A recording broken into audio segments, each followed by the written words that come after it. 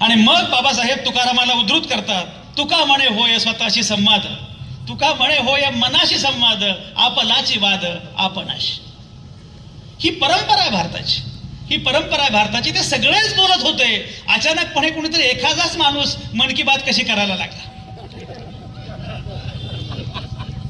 इथे आमची पण मन की बात आहे, इथे प्रत्येकाच्या मन की बात आहे. कोणीतरी एक येतो आणि आपले मन की बात करतो. अरे असं कसं चालेल?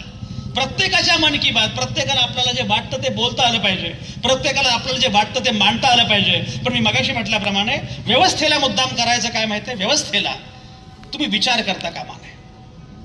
पूर्वी काय होतं, पूर्वी काय होतं, समजा एखादं मूल रडत असेल, आई म्हणायची ग्राईपोर्टर दे त्याला. आता एखादा मुलगा विचार करतोय, 4G दे त्याला, 5G दे त्याला. जिजी रे जी